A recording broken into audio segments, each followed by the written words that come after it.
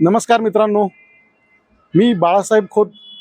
आजपासून मित्रांनो common man नावाचा एक नवीन ब्लॉग सुरू करतोय. एक कॉमन मॅन म्हणजे सर्वसामान्य माणूस.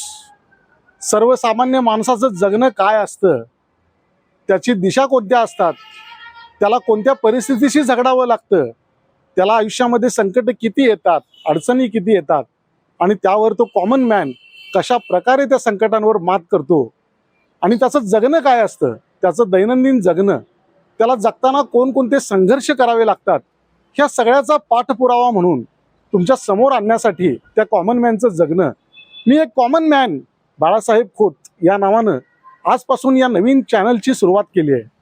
मित्रांनो, हे चॅनल एका कॉमन मॅनला म्हणजे सर्वसामान्य माणसाला एक जगण्याची दिशा दाखवेल.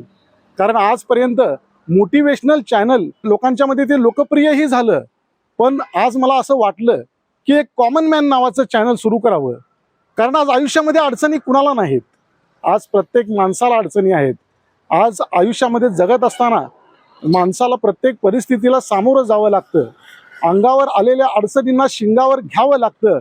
आणि हे चॅनल इथून पुढे काम करणार आहे आणि तुमच्या समोर एका कॉमन मॅनचं जगणं काय असतं हे सर्वांना दाखवणार आहे. मित्रांनो, तसं यूट्यूबवरती ब्लॉग्स भरपूर आहेत. रोज आपल्याला डेली व्हिडिओज भरपूर बघायला मिळतात. पण कुणी एंटरटेनमेंटसाठी बघतं, तर कुणी एक त्यातून काही शिकता यावं, एखाद्या व्हिडिओच्या माध्यमातून जगण्याची नवी दिशा एखाद्याला मिळवता यावी यासाठी सुद्धा काही लोक ब्लॉग बघतात. पण माझा ब्लॉग हा असा असणार आहे जो कॉमन मॅनचं जगणं. एक माणूस जेव्हा सकाळी उठतो आणि सकाळी उठल्यानंतर त्याला आपल्या 2 वेळच्या पोटाची खळगी भरण्यासाठी त्याला कोणकोणत्या परिस्थितीला सामोरं जावं लागतं, त्याला अडचणींचा सामना करावा लागतो, ते या ब्लॉगमधून मी तुम्हाला दाखवणार आहे. आज प्रत्येकाच्या हाताला काही ना काहीतरी काम माणूस शोधतोच. कारण काम शोधल्याशिवाय माणसाला जगता येत नाही, त्याला आपलं पोट भरता येत नाही. त्यामुळं घड्याळाच्या काट्यावर चालणारा आजचा माणूस सकाळी उठल्यापासून संध्याकाळी झोपेपर्यंत तो स्वतःसाठी काहीतरी काम शोधतो. आपल्या कुटुंबाचा उदरनिर्वाह करण्यासाठी तो रस्त्यावरती भटकंती करतो आणि आपल्या कुटुंबाचा व स्वतःचा उदरनिर्वाह तो करतो. पण हा उदरनिर्वाह करत असताना माणसाला किती अडचणी येतात, त्याला कोणकोणत्या संघर्षाला सामोरं जावं लागतं, हे एक सामान्य माणूसच ओळखतो. आज काही लोकांच्या वेदना काही लोकांना समजत नाहीत. आज तुम्हाला मी दाखवेन.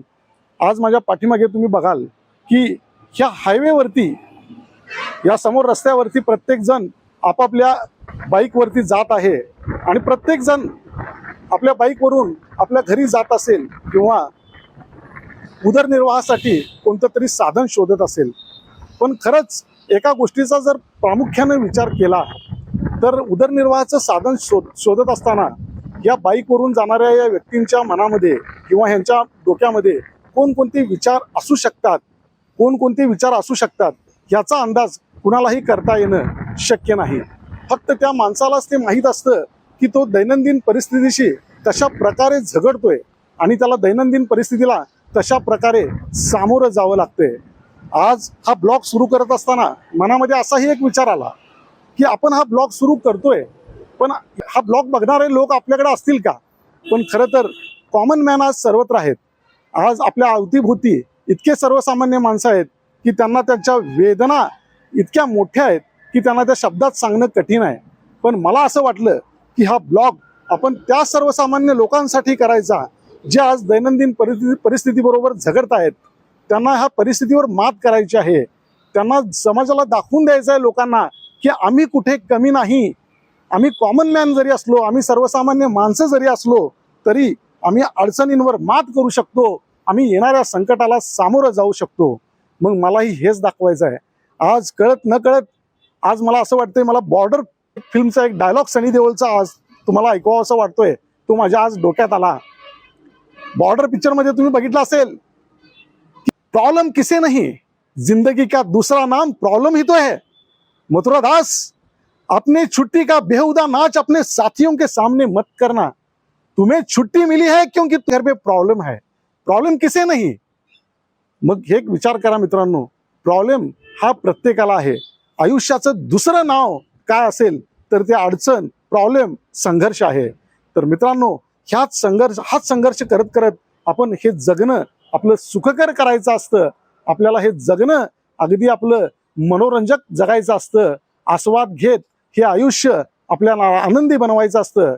आयुष्यात अडचणींना न घाबरता त्यांना सामोरं जो माणूस जातो तोच खरा माणूस असतो आणि त्यालाच आयुष्याचा खरा अर्थ कळतो. तर मित्रांनो, माझा हा आजपासून सुरू होणारा कॉमन मॅन ब्लॉग तुम्ही बघायला विसरू नका. आणि खरंच माझे व्हिडिओ जर तुम्हाला आवडले रोजचे तर लाईक करा, शेअर करा आणि कृपा करून माझे channel, Naveen channel common man the Balasaheb Khot तुम्ही सर्वांनी सबस्क्राईब करा, अशी माझी तुम्हाला कळकळीची विनंती आहे. चला तर मग भेटूया. आता दररोज तुमची भेट होतच राहील.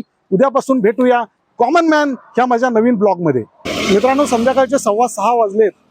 माझ्या पाठीमागे तुम्ही बघत असाल सूर्य मावळतीला आलाय. खरं तर सूर्य अगदी दिवसभर तळपतो आणि तो त्याचं कार्य दिवसभरामध्ये अगदी व्यवस्थित पार पाडतो. सकाळी नियमित वेळेत उगवतो आणि संध्याकाळी नियमित वेळेत तो मावळतो. पण खरं तर सूर्यासारखं माणसाला राहायला का जमत नाही हे कोण जाणे. कारण माणसाने सुद्धा जर सूर्यासारखे नियम पाळले तर तो सुद्धा आपल्या वेळेचा सदुपयोग पुरेपूर करून घेऊ शकतो.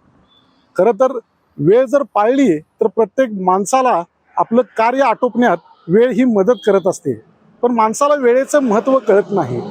आज हा सूर्य सकाळी लवकर उगवतो आणि संध्याकाळी मावळतो.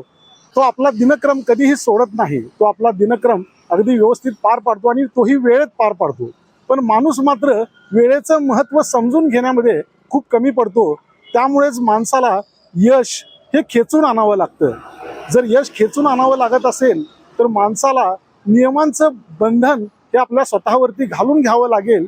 नियमाचं महत्त्व, वेळेचं महत्त्व जाणून घ्यावं लागेल. कारण नियम खूप काटेकोरपणे पाळावे लागतात, तेव्हाच यश माणसाला खेचून आणता येतं. आज कितीतरी लोक फक्त वेळा व्यवस्थित पाळल्यामुळे किंवा वेळेचं महत्त्व जाणून घेतल्यामुळे कितीतरी लोक आज यशाच्या शिखरावर जाऊन पोचलेत. कारण त्यांना वेळेचं गांभीर्य आणि वेळेचं महत्त्व जाणून घेता आलं. पण असेही लोक आहेत ज्यांना वेळेशी काहीच देणं घेणं नाही, जे वेळेला अजिबात महत्त्व देत नाहीत, जे फक्त सकाळी उठणे आणि ये रे माझ्या मागल्या आपलं कार्य करणे आणि बाजूला होणे इतकंच त्यांना माहीत असतं. त्यामुळं त्यांना वेळेचं गांभीर्य समजत नाही.